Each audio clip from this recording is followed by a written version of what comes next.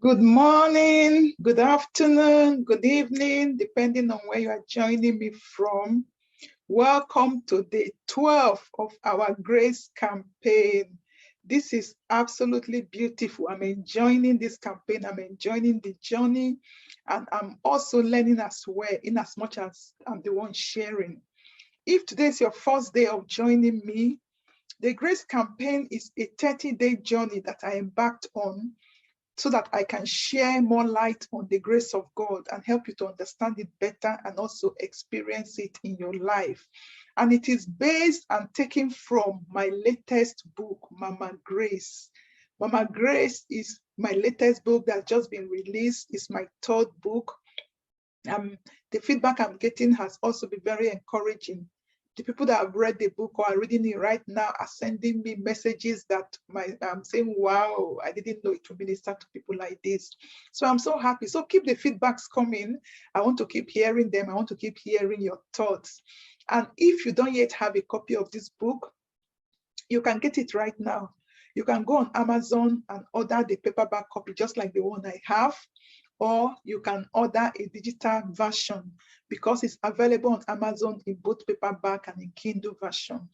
And on okadabooks.com, it's also available as a digital book.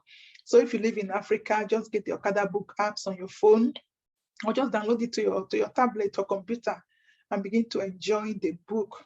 We are in such times now that we have varieties of ways of accessing materials. So you don't have any excuse to be ignorant. So make sure you get a copy of the book. So I started by talking about the abuse of grace yesterday, and I'm still going to continue on that subject. Yesterday, I made us to understand what grace, what abuse means. So if you missed the video, go back and watch it. You can get it on the videos library on our Facebook page or on our YouTube channel. So now, how do we abuse grace? Because I established yesterday that grace can be abused. How do we abuse grace? There are many ways that grace can be abused, and I talked about different ways in the book. But for the purpose of this grace campaign, I'm just going to share one of those ways with you. And one of the ways that grace can be abused is when we continue to sin. When you continue to sin, you hear a lot of Christians say, oh, we are living under grace, we are living under grace. And because of that, it's like living under grace gives them a license to continue to sin. But I want to make you to understand that that is not what grace is for. Grace is not a license to sin, but rather grace has come as an enablement to help you to live above sin. If you look at Romans chapter 6, verse 1 and 2, from the New Living Translation, it says, well then, should we keep on sinning so that God can show us more and more of his wonderful grace? Of course not. Since we have died to sin, how can we continue to live in it? This is what the Bible says. Shall we continue to live in sin so that God can continue to show us more and more of his grace? And the answer is, of course not. The answer is definitely a no. God has given us the enablement to live above sin. That is what his grace is for. The grace is not a license to continue to sin. There was an article I read that made this come alive so much in me. And a quote from that article said that grace is no more a license to sin as electricity is a license to execute yourself.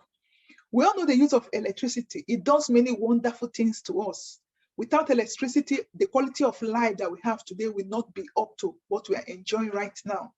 I'm able to record this right now because my computer is plugged to electricity.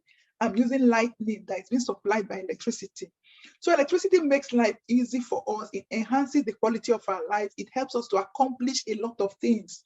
But you find that the current that electricity produces can also electrocute you. So comparing it with grace, the person said, grace is no more a license to grace is no more a license to sin, as electricity is a license to execute yourself. So grace will help us to do so many things. It will make life easier for us. It will help us to function at capacity that is beyond our natural ability. it will give us, it will present us with a lot of opportunities and gifts. But does that mean we should abuse it? The answer is no. God's grace is not for abuse. So each time you begin to misuse the grace of God, and one of those ways that you misuse it is to continue your lifestyle of sin. You say you are now a Christian, but you are still continuing in the lifestyle of sin. It is not right. The grace of God is not a license to sin. It is rather a license to enable you to live above sin. So there are many other ways that grace can be abused, and I talk about those different ways in the book. I won't be able to share everything with you because of the time that I have, but if you read this book, you will find out many other ways that grace can be abused. Tomorrow I'm going to tell us what happens when grace is abused. So make sure you key in with me as we continue on this journey of the grace campaign. I'm sure you are enjoying it as much as I do. And if you are, why don't you share this video with your network so that other people also can learn about the grace of God and be blessed.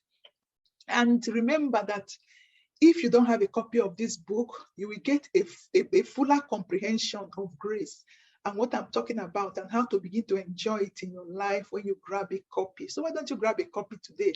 Or if you have a copy, why don't you get one for a friend? You know someone that is struggling right now, and you know that the grace of God will do them some good. Why don't you get a copy of this book for them so that they too can be blessed? So once again, thank you for joining me for the 12th of the Grace Campaign.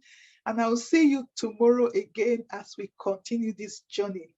Until then, just stay blessed.